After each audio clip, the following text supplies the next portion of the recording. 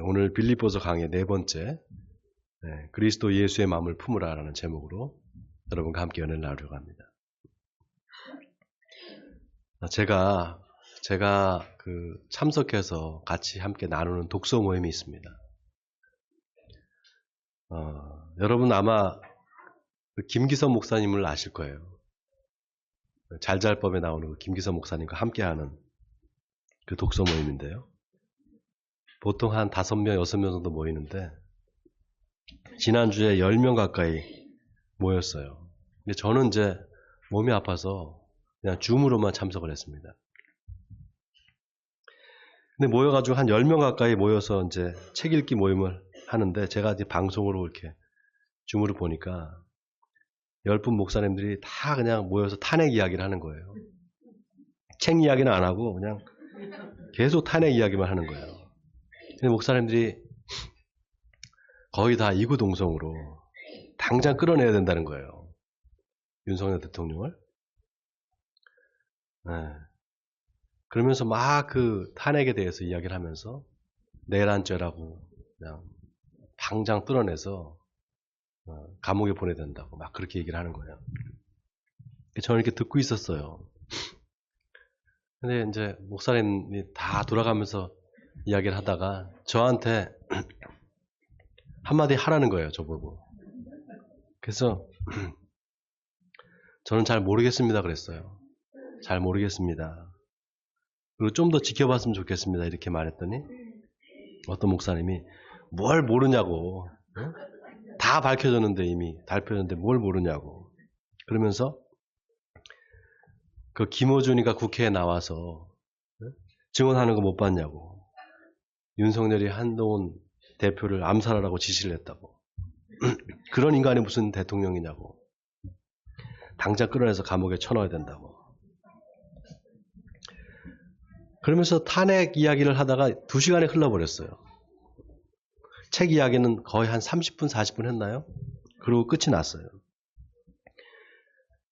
그리고 그저께 아침인가 뉴스를 보니까 윤석열 대통령이 한동훈 대표를 암살하라고 지시했다는 그게 거짓말이었다는 거예요.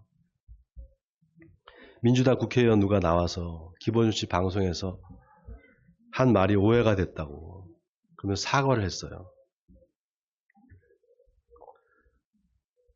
여러분 10계명의 9번째 계명이 뭡니까? 이웃에 대하여 거짓 증거하지 말랍니다. 하나님이 제일 싫어하는 게 여러분 거짓말하는 겁니다. 왜냐, 하나님은 참이시거든요. 지금 탄핵 전국에 수많은 유언비어와 거짓 선동이 난무합니다. 또 그런 거짓 선동에 쉽게 또 빠져버립니다. 여러분, 우리가 이걸 알아야 돼요. 우리가 싸워야 할 거는 정치 이념이 아닙니다. 우리가 싸워야 할 건 거짓이에요.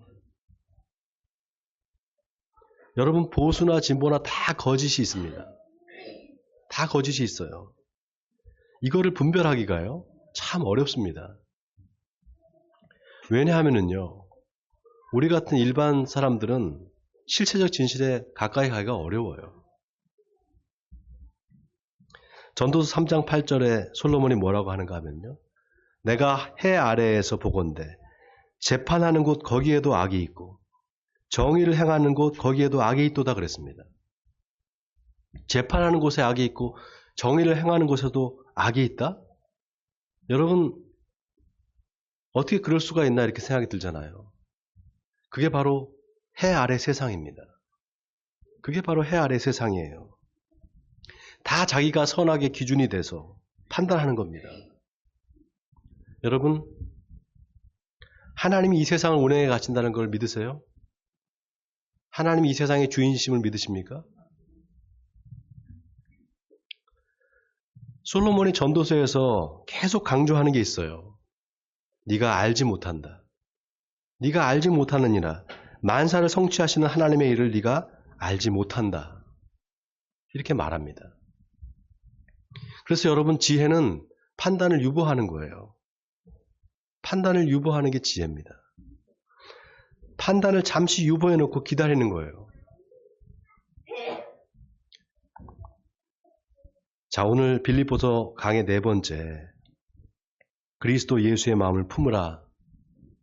제목이 그리스도 예수의 마음을 품으랍니다.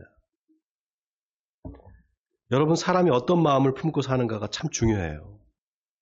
노아 시대에 하나님이 홍수로 세상을 심판하시잖아요. 근데 창세기 6장 5절에 보면은요, 하나님이 사람의 죄악이 세상에 가득함과 그의 마음으로 생각하는 모든 계획이 항상 악할 뿐임을 보시고 땅 위에 사람 지으셨음을 한탄하셨다, 이런 내용이 나옵니다.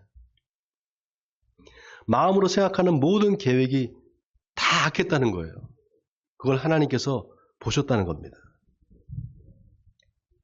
여러분, 이 말은 하나님이 우리 마음의 생각을 다 알고 계신다는 거예요. 마음의 생각과 계획을 다 아신다는 겁니다. 굳이 말하지 않아도.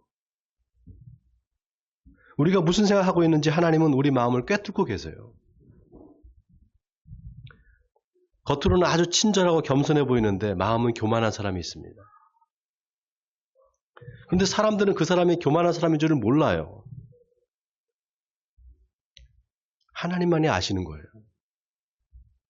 사무엘상에 보면 하나님이 사무엘한테 저 베들레헴에 사는 이새의 집으로 가서 내가 정한 한 사람을 기름 부어서 왕으로 삼으라, 이렇게 말합니다. 그래서 사무엘이 이새의 집으로 가요. 도착해서 보니까 이새의 집의 이새의 첫째 아들 엘리압이 나오는데 키도 크고 너무 잘생겼어요. 그러니까 바로 사무엘이 기름을 부어서 왕을 삼으려고 합니다. 그때 하나님이 아니라고 그래요. 둘째가 오니까 얘도 아니라고, 셋째도 아니라고, 맨 마지막 8째 아들 다윗을 보니까 하나님께서 이가 그다, 얘한테 기름을 부어라, 이렇게 말씀하십니다. 그래서 다윗한테 기름을 부어서 왕으로 세웁니다. 그리고 나서 블레셋과의 전쟁이 일어나요. 그때 골리앗이 나와서 하나님의 군대를 막 모욕합니다. 그러니까 다윗이 나서서 저가 누구기에 하나님의 군대를 모욕하느냐, 내가 나가서 싸우겠다, 이렇게 말합니다.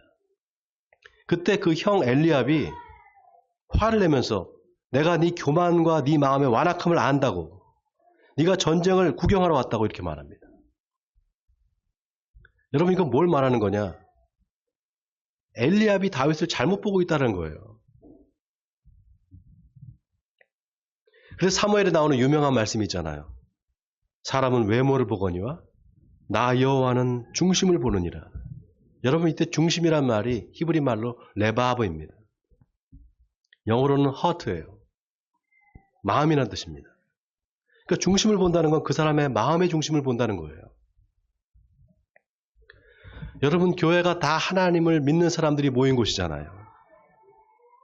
근데 어떤 교회는 태극기를 들고 나갑니다. 어떤 교회는 촛불을 들어요. 지금 탄핵 정국의 교회가 또 다시 둘로 쪼개졌습니다. 누구는 탄핵을 찬성하고 누구는 반대하고, 사회적 이슈가 터질 때마다 어쩌면 그렇게 서로 다른 목소리를 낼까요?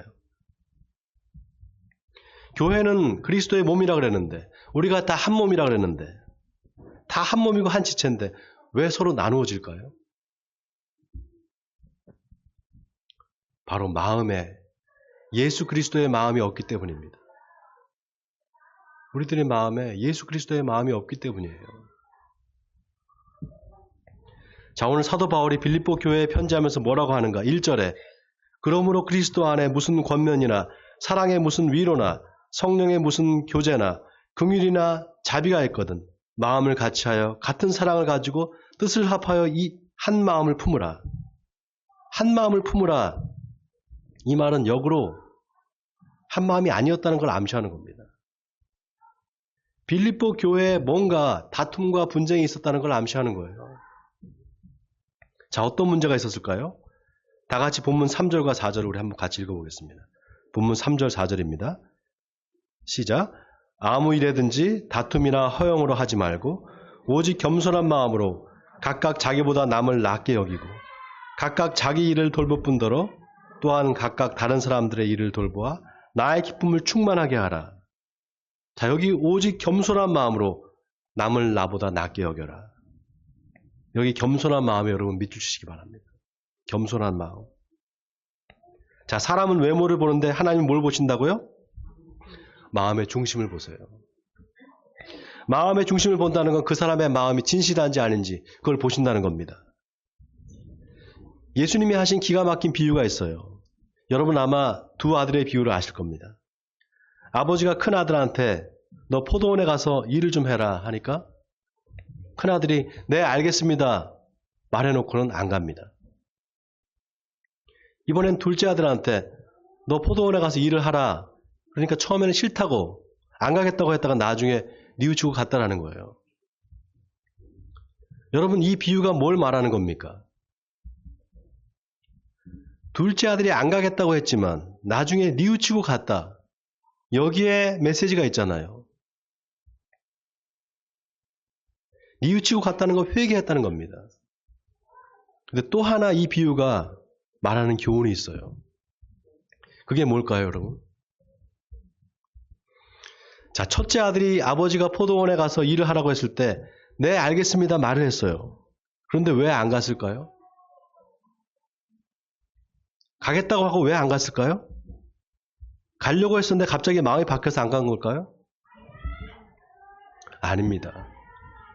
처음부터 갈 마음이 없었던 거예요. 그런데 말로만 가겠다고 했는 거예요. 둘째도 마찬가지입니다. 아이, 바빠 죽겠는데, 지금 바빠 죽겠는데 아버지는 왜 포도원에 가서 일을 하라는 거야? 첫째나 둘째나 다 마음에 가기 싫었던 거예요. 근데 둘째는 그 싫은 마음을 솔직하게 말한 겁니다.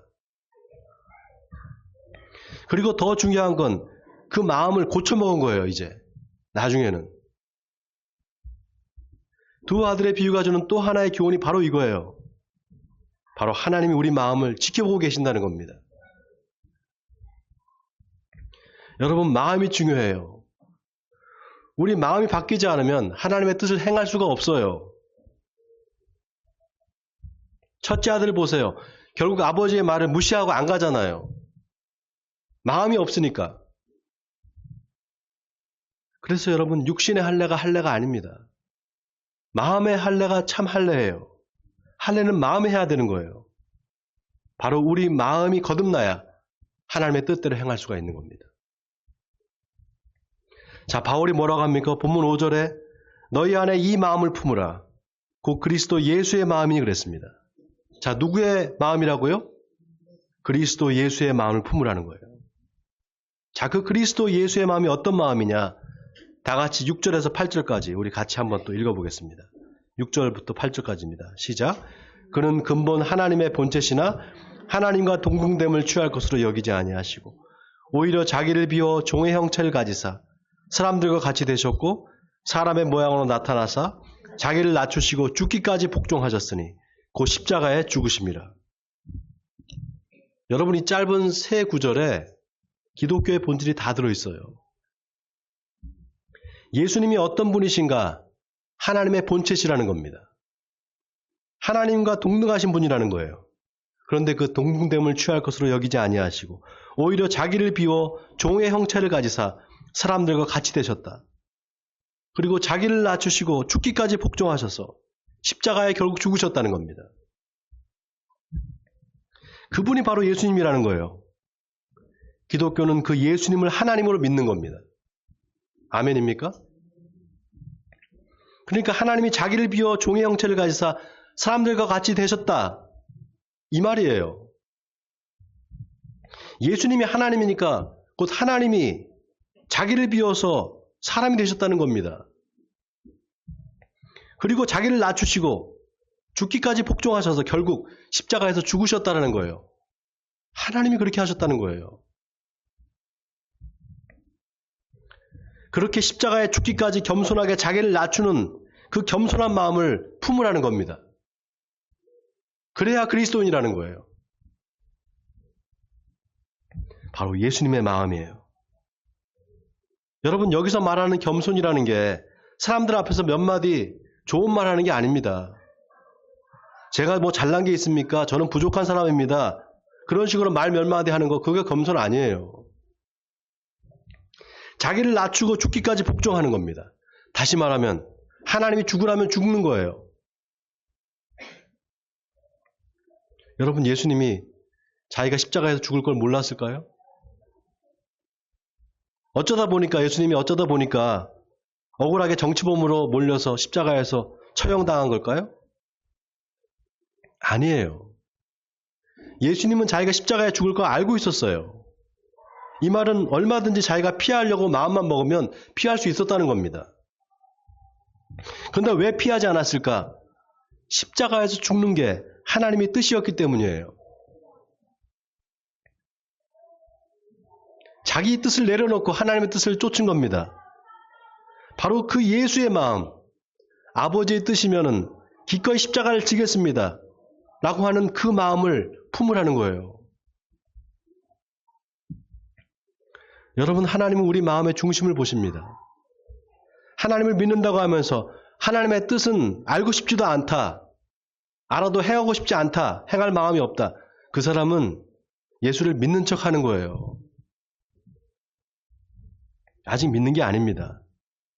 우리 마음의 중심이 어디를 향하고 있느냐, 하나님은 그걸 보세요.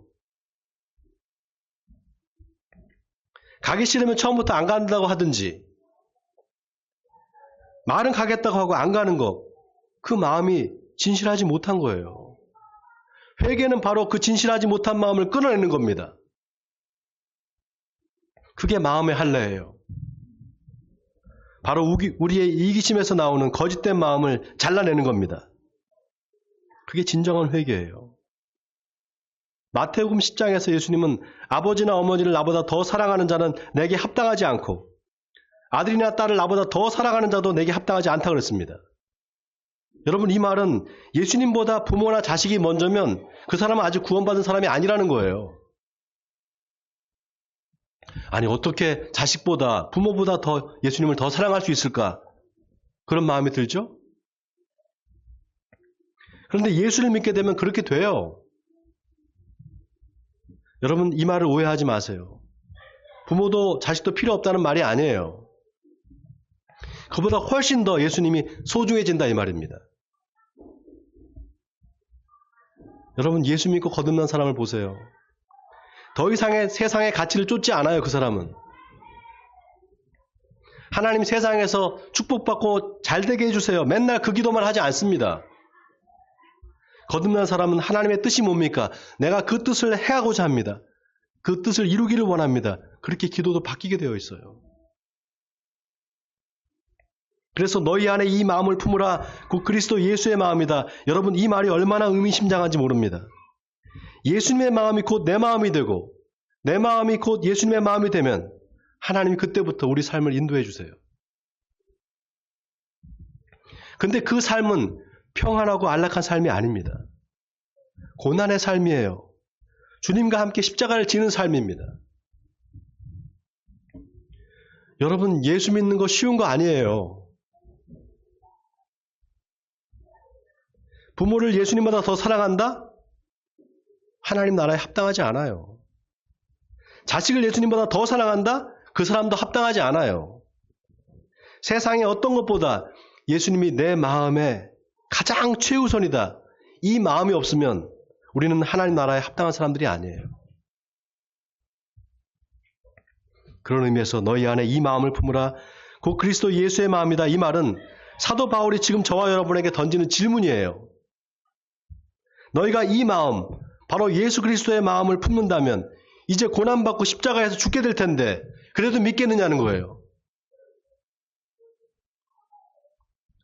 로마서 10장 9절에서 사도 바울은 네가 만일 네 입으로 예수를 주로 시인하며 또 하나님이 그를 죽은 자 가운데서 살리신 것을 내 마음에 믿으면 구원을 받으리라.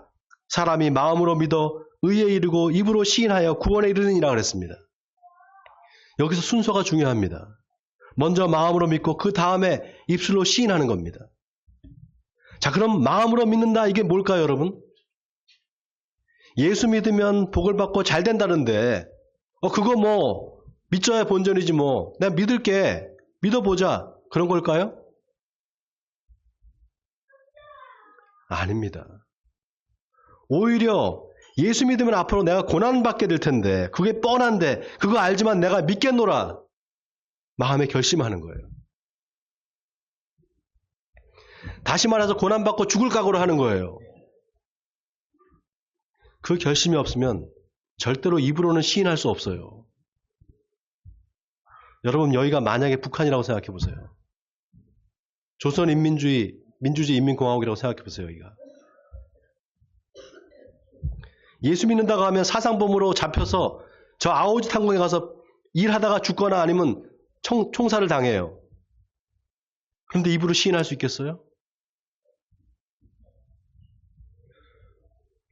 그래서 믿음은 마음에 결단하는 거예요.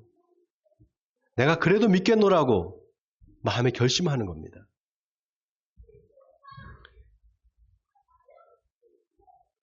예수님이 낮아져서 십자가에 죽기까지 복종하는 마음을 내 마음에 품는 거예요. 그래서 이심전심 내 마음이 예수님의 마음이 되고 예수님의 마음이 내 마음이 되면 놀랍게도 두렵게만 느껴지던 십자가가 더 이상 두렵지 않게 됩니다. 고난이 더 이상 고난으로 느껴지지 않게 돼요. 그래서 예수님이 지신 십자가를 기꺼이 질 수 있게 됩니다. 예수 그리스도의 이름에 바로 그 능력이 있어요. 오늘 사도 바울이 뭐라고 합니까? 9절에 이러므로 하나님이 그를 지극히 높여 모든 이름 위에 뛰어난 이름을 주사 하늘에 있는 자들과 땅에 있는 자들과 땅 아래에 있는 자들로 모든 무릎을 예수의 이름에 꿇게 하시고 모든 입으로 예수 그리스도를 주라 시인하여 하나님 아버지께 영광을 돌리게 하셨느니라. 이 말은 누구든지 입으로 예수를 그리스도라고 시인하기만 하면 하나님이 그 사람을 구원해 준다는 겁니다. 여러분 이 말이 예수의 이름에 어떤 주술적인 힘이 있다는 게 아니에요. 바로 예수 그리스도, 예수가 바로 그리스도라고 입으로 시인하는 그 믿음의 신앙 고백을 하는 사람을 하나님이 구원해 주신다는 겁니다. 왜냐하면 입으로 시인하는 것만큼 가장 확실한 믿음의 행위가 없기 때문입니다. 사랑하는 성도 여러분, 바라기는 저와 여러분의 마음이 예수 그리스도의 마음으로 가득하기를 바랍니다. 그래서 우리 마음이 예수님의 마음이 되고 예수님의 마음이 우리 마음이 돼서 늘 주님의 십자가를 바라보기를 바랍니다. 그래서 고난이 와도 끝까지 예수님을 믿겠노라고 마음에 결심하고 주님이 걸어가신 십자가의 길을 따라가시는 에베네셀 성도님들이 되시기를 주님의 이름으로 간절히 축원드립니다.